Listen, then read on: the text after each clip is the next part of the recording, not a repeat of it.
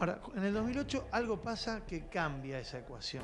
Sí, bueno, empieza a pasar el 2008. Yo te diría que el cambio grande, en el 2008 lo que hay es una crisis mundial.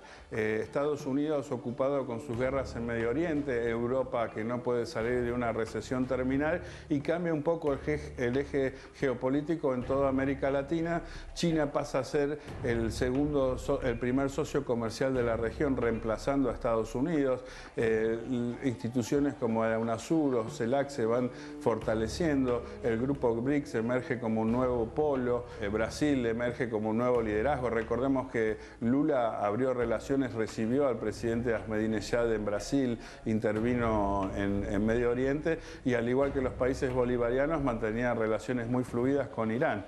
Argentina, que en otros aspectos, como bien mencionaste la cumbre de Mar del Plata y lo demás, aparecía cercano a estos países, en el tema de seguridad internacional estaba del otro lado de la ecuación.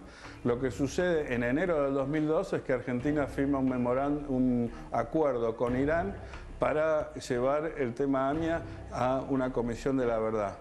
Lo que no se dice tanto es que debajo de este acuerdo judicial hay un cambio geopolítico muy importante, porque digamos lo que más le interesaba a Estados Unidos, que era que Argentina no negocie con Irán, era exactamente lo que estaba haciendo el gobierno argentino, con lo cual termina toda la cooperación entre Estados Unidos y Argentina y se produce un desplazamiento, digamos, de estar bajo la esfera de influencia de Estados Unidos a una posición más tercermundista, si se quiere, o antiestadounidense. Lo que sucede con la firma del memorando es que la mitad de la grieta, digamos, se pone en contra de Estiuso y se pone en contra de Nisman, y aparte Nisman y Estiuso quedan como pedaleando en el aire con sus contactos en Estados Unidos e Israel, ya que el gobierno toma otro rumbo. A partir de ahí, para los medios más cercanos al gobierno, Nisman pasa a ser una especie de vendehumo, un tipo torpe que no sabía nada, pasa a ser una persona muy cuestionada, se reaviva de manera muy intensa el interés en lo que había aparecido en mis libros sobre los Wikileaks y demás, y de repente Estiuso y Nisman pasan a ser parte de la gran batalla mediática entre el gobierno y la oposición. Para la oposición es el fiscal valiente más que nunca, un gran fiscal, y para el gobierno pasa a ser un tipo que había vendido nada durante muchos años.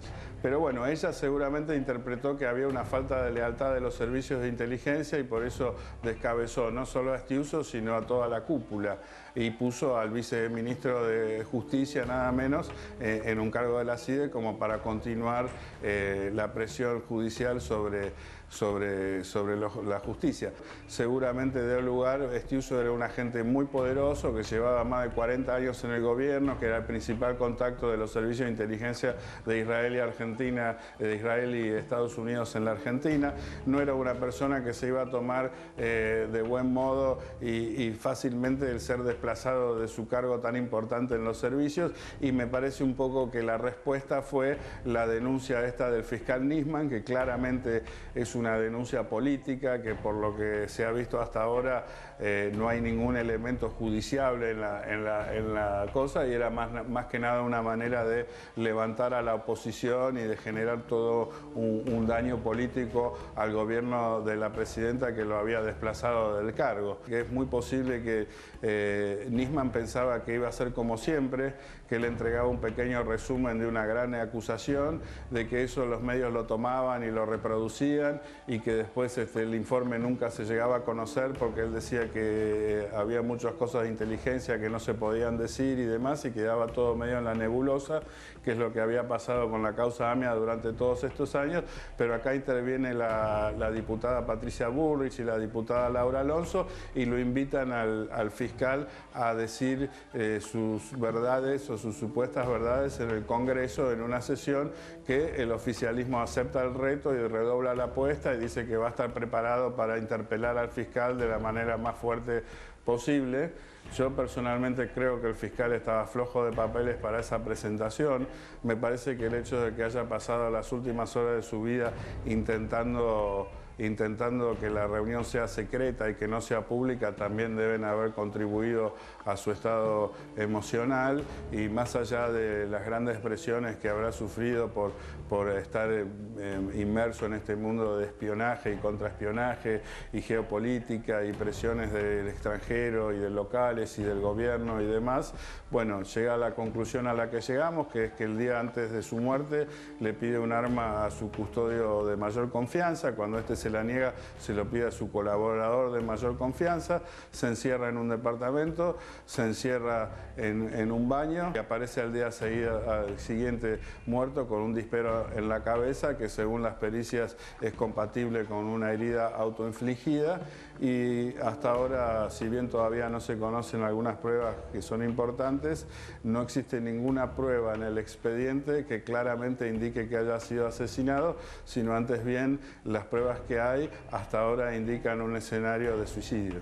Tenemos una costumbre los argentinos, y me parece que este gobierno es un gran ejemplo, de escapar para adelante. Cuando hay un problema, inventar una solución nueva, mover la agenda, doblar la apuesta y seguir para adelante.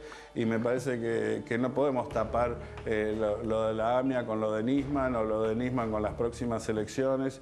Tenemos que alguna vez cerrar nuestras heridas, y me parece que la herida más grande que tiene esta sociedad y la deuda más grande que tiene es con las víctimas de la AMIA. Y la víctima de la AMIA somos todos los argentinos, porque fue un atentado que se hizo en nuestro país y que no hemos podido defendernos ni hemos podido generar los anticuerpos para que no vuelva a pasar.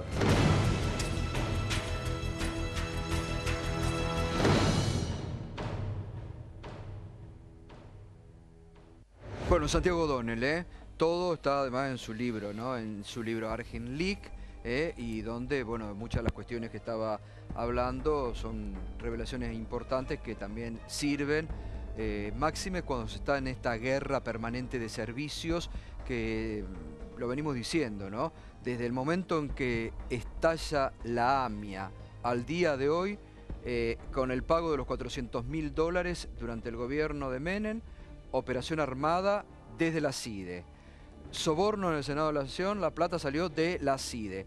Siempre este submundo ha estado, digamos, muy ligado a operaciones mafiosas, de encubrimiento, de corrupción, y que se van revelando. Y lo que tendrá que salir en el juicio de junio, que esperemos se realice, de encubrimiento.